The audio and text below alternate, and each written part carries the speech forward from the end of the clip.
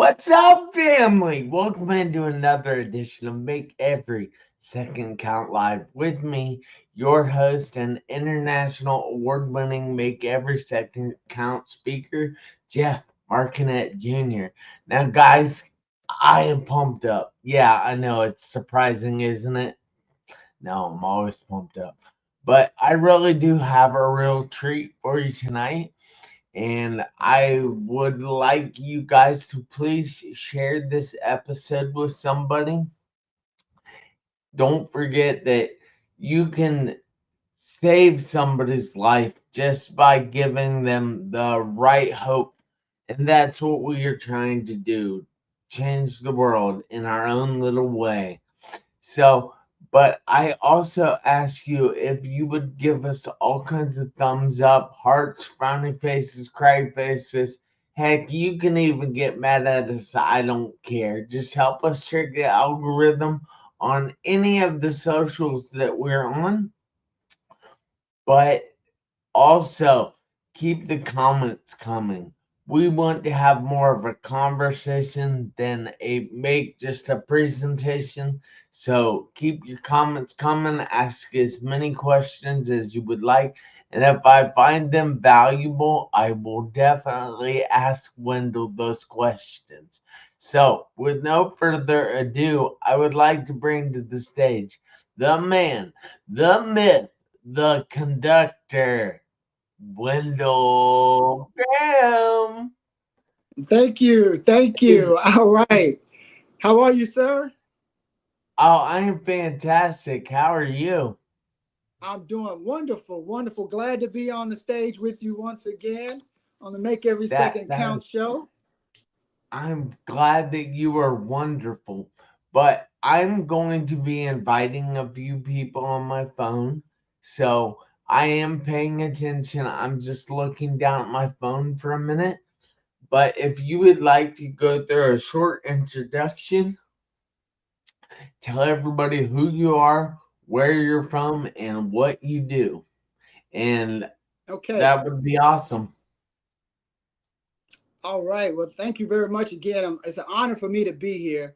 And my name is Wendell Graham. I'm the owner of Slight Edge Consulting, where my pledge is to help you gain the slight edge. I'm originally from Mobile, Alabama. Ooh. I work as a business consultant. I help small businesses grow. I'm also a life coach, a business coach, a sales trainer, a published author. I just love what I do. I'm excited about life, and I'm just revving to get started and share some information that I'm hopeful and prayerful that this information will touch you in a way that will light a fire under you and help you achieve whatever goals that you may have in front of you. So I'm just excited to be here. I am definitely sure it will, Wendell, because I know that you are a powerhouse and you're just a game changer. So I know from personal experience that life has a tendency to throw things in the way, tries to stop us from climbing the ladder of success. You see, when I was 17, I was involved in a very serious car accident, a life altering car accident that nearly ended my life. I was in the hospital for 3.5 months and in a coma 2.5 months. I was told I would probably never walk again. But guess what? I'm here now and I am helping other people get through what they are going through. Now, I believe that we all have to learn a lesson from what we go through. So I like to call it growing through. So, is there anything that you have had to grow through? Uh, Jeff, as you know, you're a great inspiration to me. I've watched you over the years, and I've heard you share your story a number of times. It's just an amazing story, but an amazing comeback as well. And I can relate to it wholeheartedly. 2024 was a rather challenging year for me. In the month of May, I was at home, Jeff, and I was just kind of enjoying my day, had a salad Diet Coke, is just enjoying my dinner, and all of a sudden I started breaking out in the hives.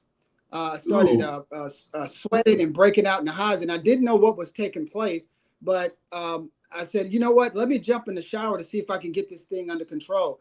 And I couldn't get it under control. And so I had to trust my instincts and say, you know what? I don't have a lot of time. I got to make every second count. So what I did was I jumped in my car and I drove myself to the hospital. You see, I understood that I didn't have time to panic. So I had to jump in the car and drive to the hospital. And on my way to the hospital, I could feel my windpipe closing up on me. I could feel my lips swelling and I was breaking out in the sweat. So, but I wasn't worried because I knew that I could get to the hospital. And when I did, I pulled into the parking lot. I said, yes, I'm safe. But when I stepped out of the car, Jeff, I passed out, hitting my Oh, head on the concrete. Yeah. And I thought that I was home free, but there I lay on the concrete with no help around. I hit the panic button before I went down, but nobody came out to save me. Then I heard something, a voice. And I don't know if it was an angel, but it was a voice. It said, get up now. And so when I opened my eyes, I could see that there was a lady pushing a man to the heliport. And I yelled for help, and they came and got me and put me in the wheelchair and rushed me into the emergency room. Now, I don't remember what happened from the time they got me up off the ground until the time they had me on the table in the emergency room. But I was coming in and out of consciousness as they were cutting my clothes off of me. And what I had realized is that I had something called anaphylactic shock. I know a lot of people, they don't know what that is, but my body went into shock as a result of an allergic reaction. An allergic reaction that I suffered. It was a wasp sting and caused an allergic reaction, and my body went into shock. Well, due to that incident and the loss of oxygen to my brain, I suffered a mild stroke. In oh, 2024, May of 2024, I suffered a mild stroke, and I found myself in ICU for 3 days. Yes, sir. So that was the incident that really showed me that there were a couple of things that I needed to do. Like I said, I didn't have a lot of time, Jeff. I had to make yeah. every second count. So I had to trust my instincts. Yeah. So did you have a question for me? I didn't know if you had a question for me. No, I'm just listening. I'm shocked by this because I am just learning this for the first time. But I'm kind of curious about something. What did the hives look like? Did you think it was like poison ivy or something at the time? That's a very good question. I didn't know what to think. It was an uncontrollable itch, and I don't know if if you have a mosquito bite in the deep south, we have plenty of mosquitoes. So if a mosquito bites you, you understand what that itch feels like. But just imagine 1,000 or maybe 10,000 of those sensations over your entire body. That's exactly what it felt like. I knew instinctively that there was something unusual about this situation, but I just didn't know what it was. So Couldn't put your when that finger took, on it. couldn't quite put my finger on it, but I do know that there were three things that I had to do. There were three things that if I did these things, I would survive this incident. The first one is, like I said, trust my instinct. I knew I didn't have time. Well, here, Jeff, I'm going to just be transparent with you real quick. All right, I didn't know cool. what to I do. I love that. Yeah, I didn't know what to think. My first instinct was open the garage door just in case I fall out. Maybe somebody could see me out on the parking lot, in my driveway. My Yeah. second instinct was to call the ambulance. My third instinct was, how long will it take me to get to the emergency room? So I had to trust the instincts that I had and make a run for it to the hospital. Now, I almost got away with it. I'll be honest with you. I made it as far as the hospital, but it was that last step, as they say on Scooby-Doo. I would have gotten away with it if it wasn't for those darn kids. Well, I would have gotten away with it if it wasn't for that last step and me passing out. I could have walked myself into the hospital and probably articulated what I thought was wrong, but they had to go through the process of trying to figure it out. So the first thing was I trusted my instinct. The second thing, Jeff, is I had to stay calm. How many times in life we go through things and we start to panic? We start to Yeah. go into all of these thoughts about, what could happen, what should happen, what won't happen. But a lot of times what we need to do is we need to stay calm so we can properly assess the situation. Stay calm in life, stay calm on your job, stay calm in your relationships. As long as you stay calm, you're able to assess the situation properly. And the third thing that I figured out is that if I stayed in the house, because I was by myself, if I stayed in my home, I probably wouldn't be here today. If I took a nap, as a matter of fact, I will be transparent. I took a Benadryl. That was my first reason, say, look at, maybe it's a Benadryl that I need. Maybe it's a Tylenol. But That was I had to, probably a good idea. yeah. But when the body goes into anaphylactic shock, you need a shot. They shot me up with adrenaline. That was the only thing, because my blood pressure had gotten dangerously low. The oxygen in my brain was dangerously low. So I needed to get to the hospital to get professional help. So sometimes in situations, we need to seek professional help. If there's a matter that's dealing with a legal matter, we go to our mechanic. Sometimes we ask the mechanic for legal help. I'm suggesting to you, don't go to your mechanic and try to get legal help. Go to the professionals and seek the right help. I had to go to the hospital, to the emergency room, and they brought out something that's called a crash cart. Now, this is where all of your organs and all of your vitals starts to crash, and they need to work at a feverish pitch to try to get those vitals back up to a sustainable level. Jeff, this is what I found out. I found out that in a situation with anaphylactic shock, you usually only have about 20 minutes. With me, from start to finish, it was about 26 minutes. Most people don't survive that. So I am very Wow. blessed to be here today as a result of trusting my instincts, staying calm, and seeking the help that I need. I had to make every second count. No two ways about it. I didn't have a square to spare or a second to spare. I had to get busy. Yeah. Wow. That Yes, that sir. is so cool. So how your instincts were first of all to take that Benadryl, Right. and which it was probably a good idea. I mean, it was a bee sting that affected you, and would that have helped in the long run, or if you had taken it sooner? Jeff, that is a great question. I love that question because the answer is no. Or No, it no? wouldn't have helped at all because when you go and when your body goes into shock, the only thing that's going to save you is adrenaline. Uh, and that's the same way it is with life. I find the same thing with life. A lot of times we try things. Have you ever heard the saying that you can't use the same mindset that you use to get into a situation that is going to Get take to out. get out of that situation? You're going to have to get some new information, some new knowledge, some new understanding in order to get yourself out of that situation. Yeah, I was trying my own antidotes. I was trying to doctor on myself, and I would have been lying there on the floor full of Benadryl, and it wouldn't have helped at all because the only thing that would have helped was me getting to the doctor for them assessing the situation properly and seeing that, hey, look, if we don't do something with some adrenaline pumped into him, then we're going to lose him.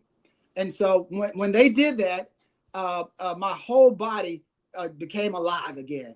And even though I was lying there on the emergency room table and uh, whisked off to ICU, the end result was my life was changed because I did not try to work on myself. And a word of warning to your fellow listeners and your audience out there is that if you have a situation that's going on in your life, whether you need coaching, marital advice, whether you need some type of counseling, business or life coaching, don't try to work on yourself. Seek the help of somebody that's outside of your thinking, and they will be able to introduce you to some information that may very well save your life. Yes. That is very good advice. Now, I need to say hi to Randy Ficky. Hi to my dad who's watching. And then hi to Dave Smith. And I don't know where he is, but one of my friends from Nigeria wanted to watch tonight. His name is Ben Bruce, and he must have fallen asleep or something because he's not on here. Yes, So I don't know what's going on with that. But hi, Ben Bruce. I've been. Yes, yes. And then, I'm curious if you have any suggestions for other people that are dealing with anything in their life. How can they trust their instincts? How can they stay calm? And what was the third one? I'm sorry. Oh, seek help.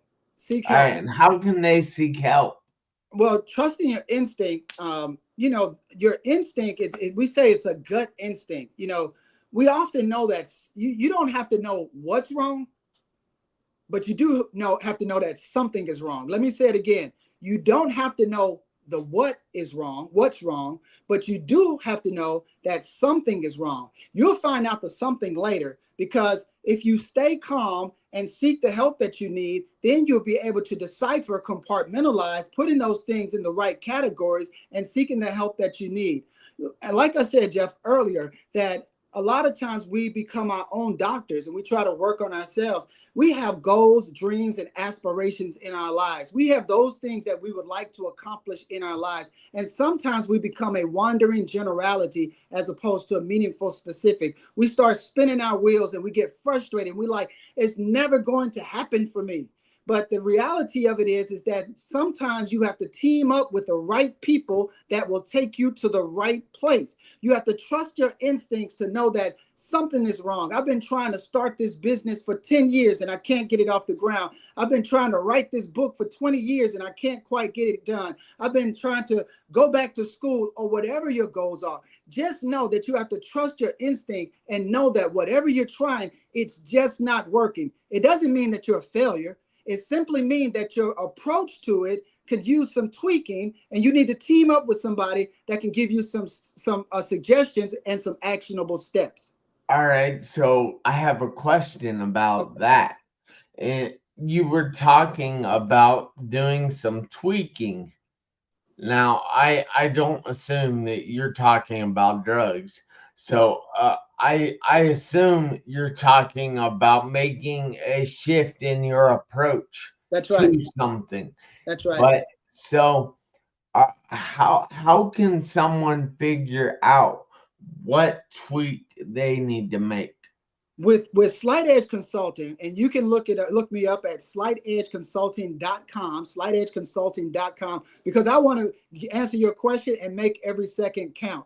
Because what a lot of times what happens is that uh, the tweaking is, I work with I don't work with the 85% of people. I believe that every human being has 85% of whatever their gifts are. You have that. You came to the planet. God gave you that. It's your natural God-given talent.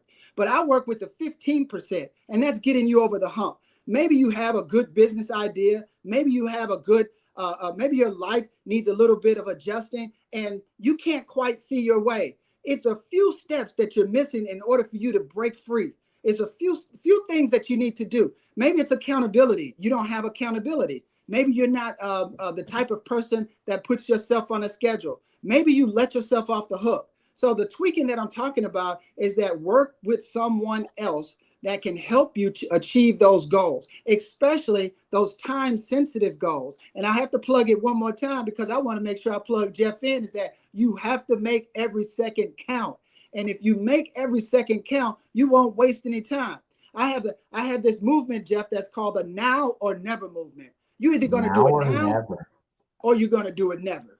So I choose to do it now. I'm not going to be irresponsible with the time that I have left. I'm going to do it now as opposed to never.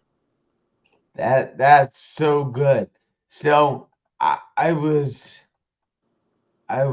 going to try to type in Slight Edge Consulting, but I don't know. So Dave Smith says he 100% agrees with you. So you're obviously doing something right.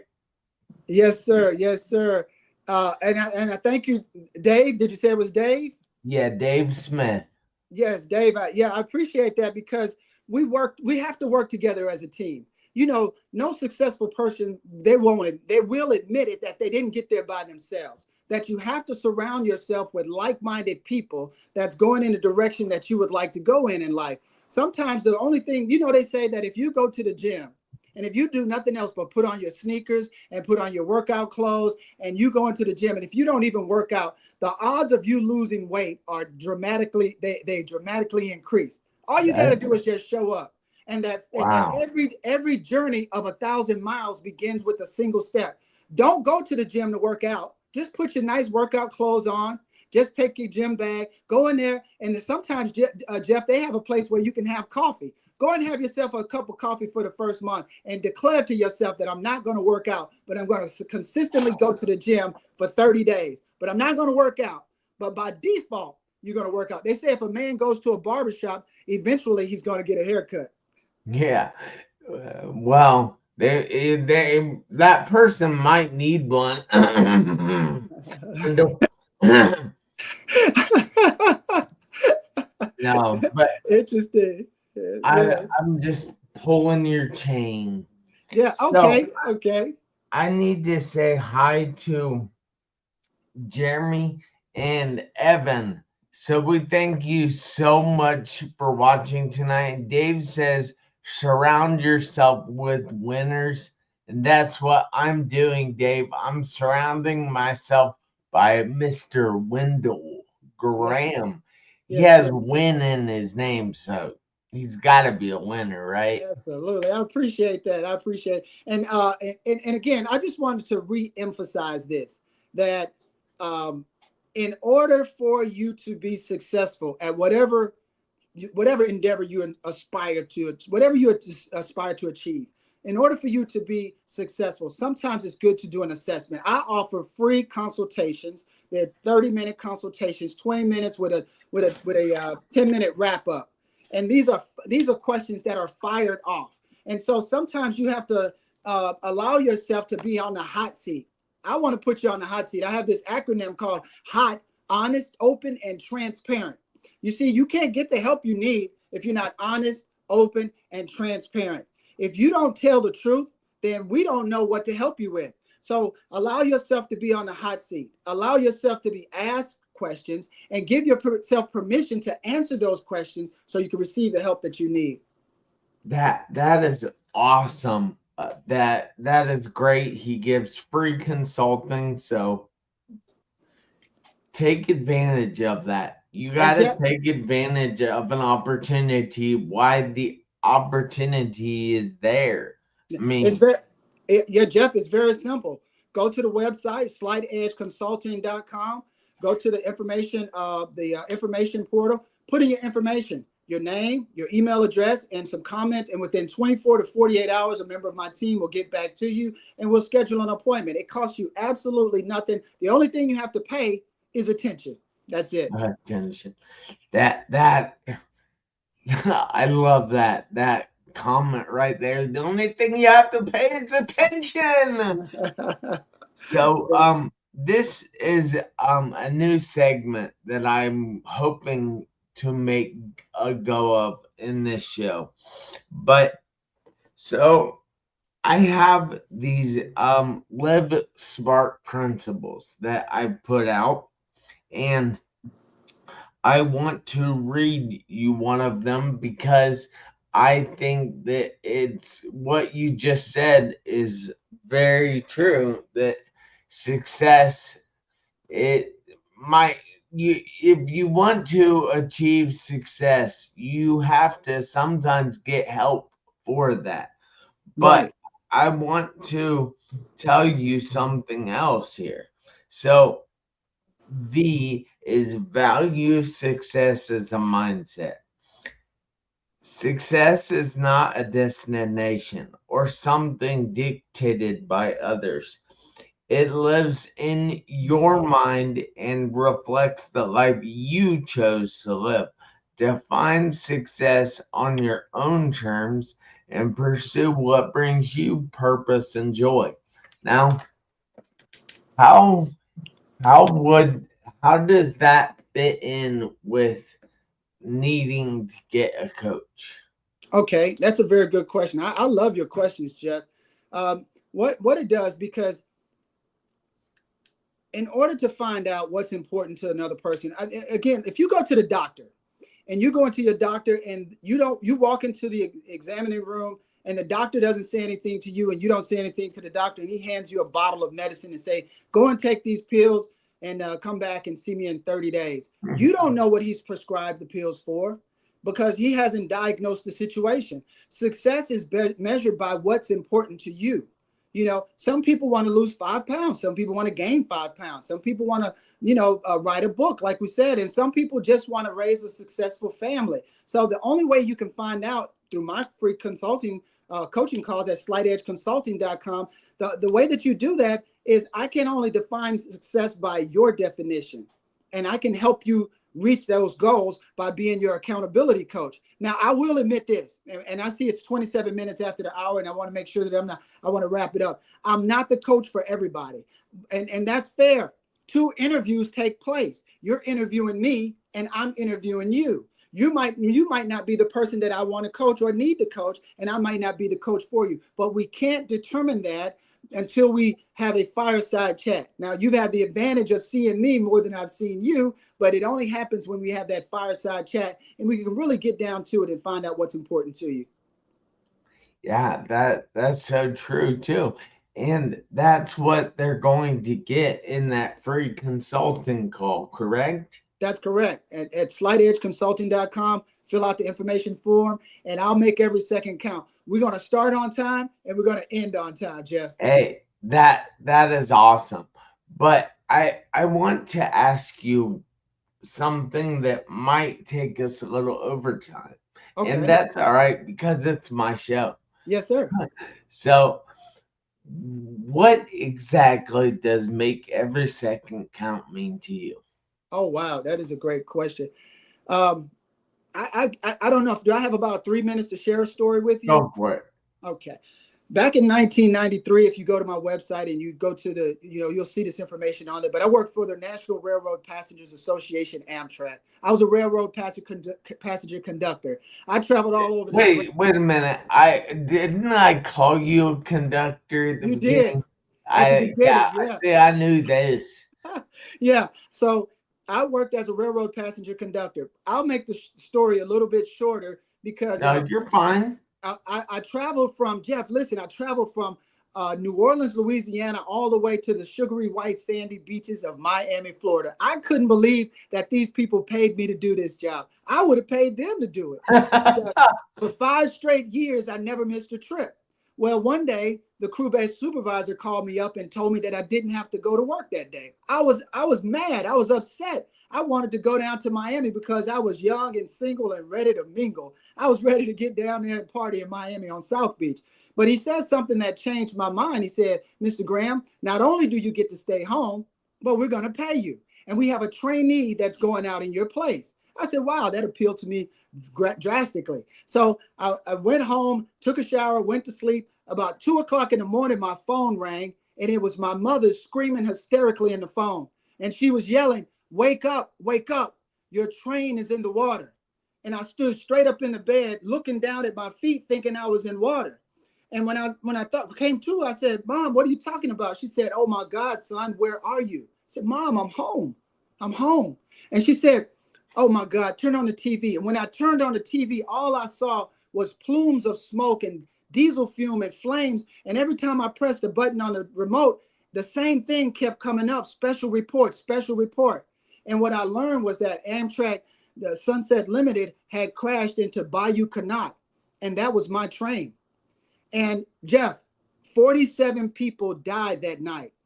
47 people. The dorm car where I would have been was submerged at the bottom of Bayou Canot. And a lot of people said, well, Mr. Graham, you ought to be excited. You ought to be happy. You survived. You made it.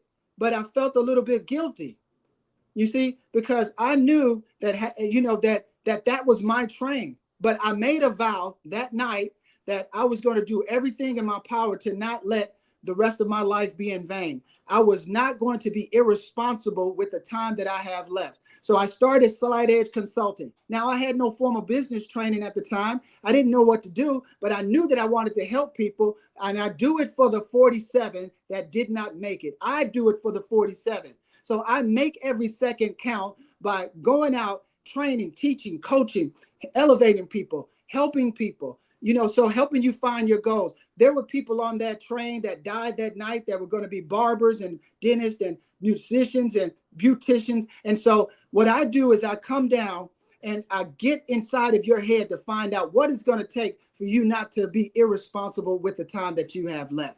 And so for over 30 years, I've been doing the same thing. I've been running, and I've been running scared. That story is powerful. Now, if I hadn't have heard that story previously, it would really affect me. But even hearing it now, it's like, wow. Yes. Just that you do it for the 47. I do And it for the you'll 40. notice I put 47 here in the comments because I think that is an important number. And the fact that you do it for the 47, that's pretty cool. Since that time, Jeff, they put together a documentary.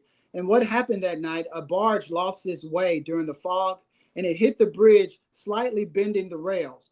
The train came through at 70 miles an hour, and because the rails were bent, it never stood a chance. It just jackknifed into the bayou.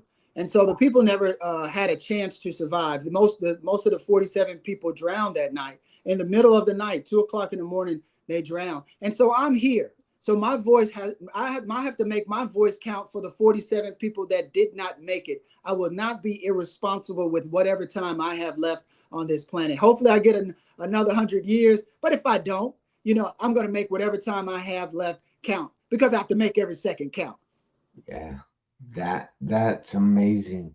So thank you so much for filling us in on that story. I knew you had it in you. I just was trying to pull it out by asking certain questions. Great interview style. I love it. I love it.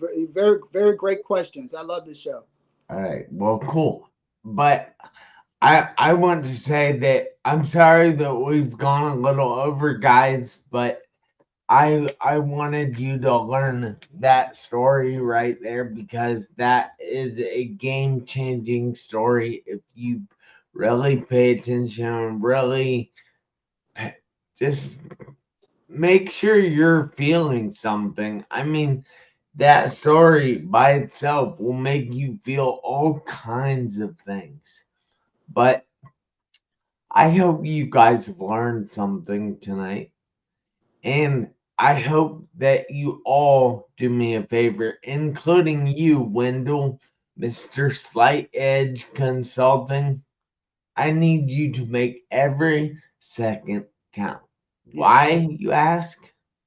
Because you never know when those seconds will run out on your one life. I'll Absolutely. see you guys back here next Tuesday, 7 p.m. Eastern Time. And until then, have a fantastic week. Thanks again, Wendell. Thank you so much. Thank you.